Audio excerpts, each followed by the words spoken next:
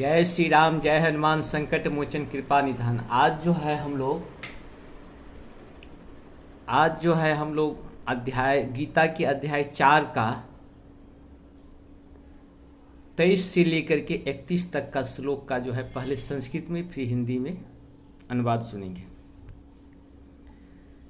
गत सत्संज्ञमुक्तस्य ज्ञानवस्थितचेतसः यज्ञायाचरतः कर्म समग्रं प्रविलीयते। अर्थात जो पुरुष प्रकृति के गुणों के प्रति आसक्त है और जो दिव्य ज्ञान में पूर्णतः स्थित है, उसके सारे कर्म बाहरी में लीन हो जाते हैं।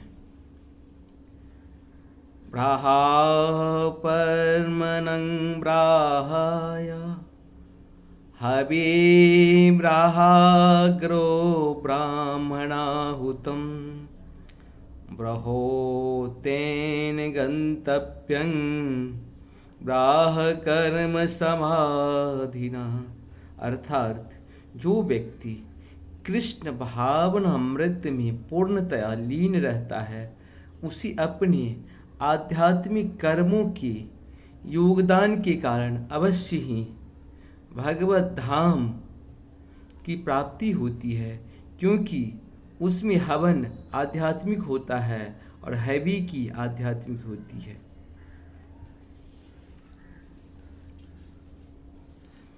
देवमेवापरे यज्ञं योगिनः परे उपासते ब्राह्मणाग्राहोस्परे यज्ञ यज्ञने अवेपि जुहति। अर्थात कुछ योगी विभिन्न प्रकार के यज्ञों द्वारा देवताओं की भली भांति पूजा करते हैं और कुछ परम ब्रह्म रूप अग्नि में आहुति डालते हैं।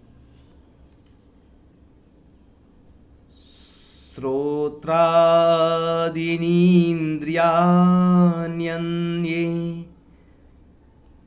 सैमांग्रिस्यो जुहेविति सप्तादीनीश यान्यन्ये इंद्रायाग्रिसु जुहति। अर्थात इसमें से कुछ विशुद्ध ब्रह्मचारी श्रवण आदि क्रियाओं तथा इंद्रियों को मन की नियंत्रण रूपी अग्नि में स्वाहा कर देते हैं, तो दूसरे लोग नियमित गृहस्थ इंद्रियों को अग्नि में ही स्वाहा कर देते हैं।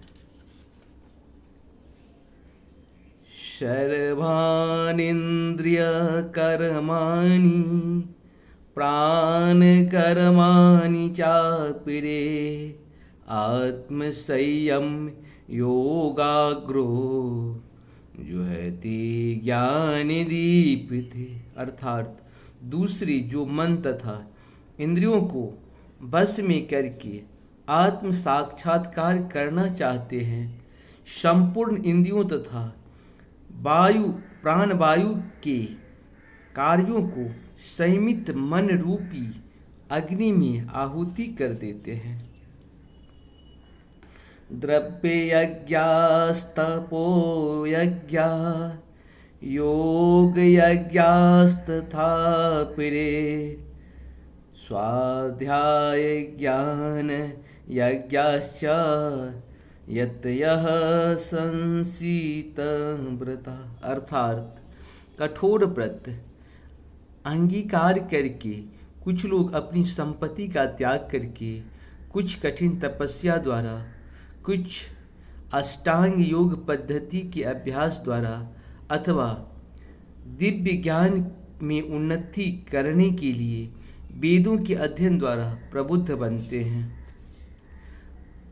अपाने जुहति प्राणं प्राणेयपानं तथा परे प्राणापान गति रुद्ध्वा प्राणायाम परायण।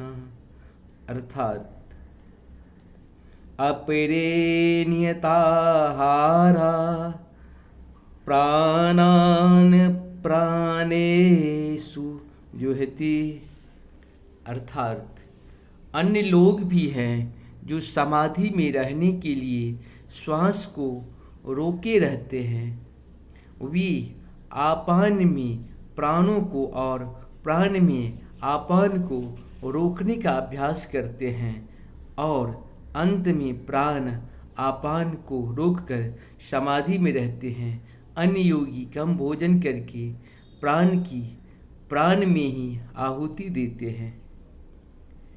सर्वे पेते यज्ञविदो यज्ञच्छपीतकल्पमसा यज्ञसृष्टा मृते भुजो यान्ते ब्रह्म सनातनम। अर्थात ये सभी यज्ञ करने वाले यज्ञों का अर्थ जानने के कारण पाप कर्मों से मुक्त हो जाते हैं और यज्ञों के फल रूपी अमृत को चखकर परम दिव्य आकाश की ओर बढ़ते हैं।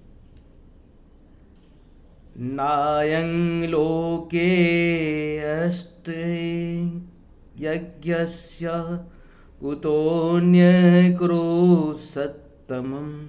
अर्थात हे कुरुश्रेष्ठ, जब यज्ञ के बिना मनुष्य इस लोक में या इस जीवन में ही सुखपूर्वक नहीं रह सकता तो फिर अगले जन्म में कैसे रह सकता है।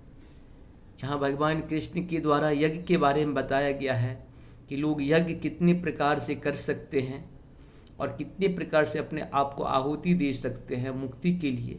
और भगवान यहाँ पे यज्ञ करने के लिए मानसिक, शारीरिक, आर्थिक, जिस तरह का भी आप यज्ञ चाहें, वैचारिक जो है, यहाँ पे भगवान योग की भी बात करते हैं और योग का भी सारा रूप है, यज्ञ भी उसी का एक रूप है। और उसमें आप जैसे भी चाहे अपना यज्ञ प्रारंभ, कर्म यज्ञ, धर्म यज्ञ, ज्ञान यज्ञ, विवेक यज्ञ, बुद्धि यज्ञ, बहुत सारे यज्ञ होते हैं जिस यज्ञ से आप अपने आप को मुक्ति पा सकते हैं। नमस्कार।